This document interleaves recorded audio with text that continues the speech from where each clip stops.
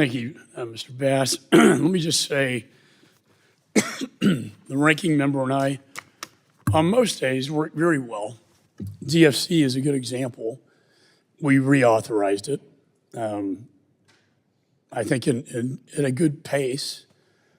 It should be on the National Defense Authorization Bill, and it's being held up in the Senate for, in my view, very petty reasons. And so I would ask the ranking member join me in speaking with Mr. Cardin, Senator Cardin, and Senator Risch to get through this logjam, because it's so vitally important to counter China, but also to strengthen our economic ties with Africa. The Libido corridor is really the only success story I see.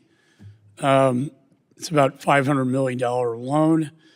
Can you discuss other projects that are underway in Africa that we should be focused on? Certainly. I think it's important, Mr. Chairman, to look at the portfolios of both the Development Finance Corporation and MCC in this larger context. 4 of the 10 largest portfolios that DFC has are on the continent. In some cases, they dovetail very well with priority countries under the Global Fragility Act. Yep. Mozambique is the largest portfolio that the DFC has on the continent. And that's not by accident. That is part of using all of our tools to try to get at the most compelling challenges and take advantage of the opportunities to build out African-led, African-owned growth and development through the private sector. Similarly, most of the largest MCC compacts are on the continent, right. And that certainly is not by accident. And I think the MCC will pass in the National Defense Authorization. If our equity fix is accomplished, it will double the amount of financing, and I think it will be a big difference. I'm also looking forward to seeing the implementation of our conservation bill, which we're very excited to join our philanthropists in a 2 private, 1 government match. It's rare you see something like that in Congress, seeing the private sector stepping up to the plate like that. Mr. Meeks and I were in AFRICOM in the summer, and one disturbing trend, excuse my voice, I came back from the Indo-Pacific and I don't know what I caught, but it's not fun.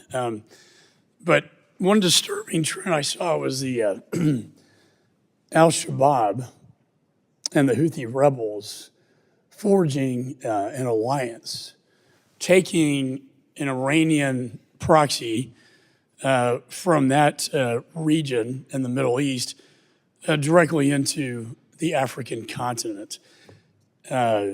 Obviously, in a terrorism alliance, as we speak on 9/11, does that concern you? Short answer is yes, very much so. And it's one of the probably most compelling examples of why we are so focused on trying to bring the conflict between Israel and Hamas to an early conclusion because of all of the unpredictable ripple effects we're seeing. If you contrast the Houthis a year ago, as problematic as they were, with their appetite and desire today to be playing a much larger role in the region in profoundly destabilizing way, it's very concerning to us.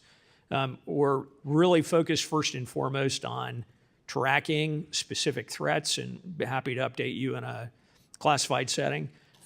Secondly, very focused on working with our colleagues in the European Union and with other governments on the post-ATMIS transition in Somalia to ensure we can continue to provide key support and enabling elements to allow the Somali security forces to continue to hold their ground and not create conditions that would allow al-Shabaab to resurge and take a more commanding position throughout Somalia. Thank you. Lastly, I just want to again say thank you for your brave efforts in Afghanistan.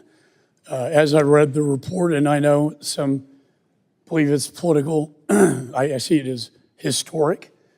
A lot of what's in that report is the direct testimonies from people like yourself, sir. And I read your testimony.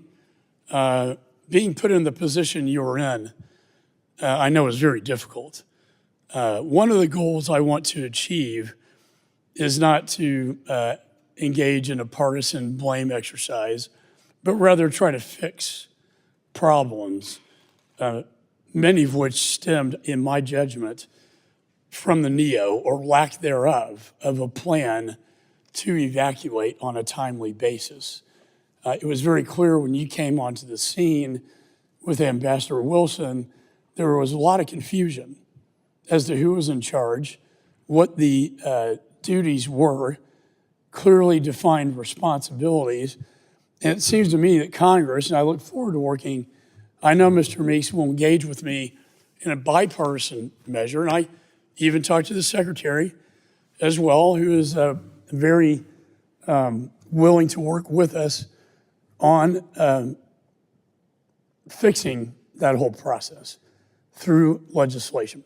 And I know you being in such a critical role could play a very strong role in that effort.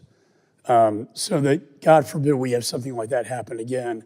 We're not going to have so much confusion and chaos on the ground that could lead to the deaths of so many people, especially the 13 servicemen and women who we bestowed posthumously the Congressional Gold Medal of Honor on, sir. And so I look forward to working with you.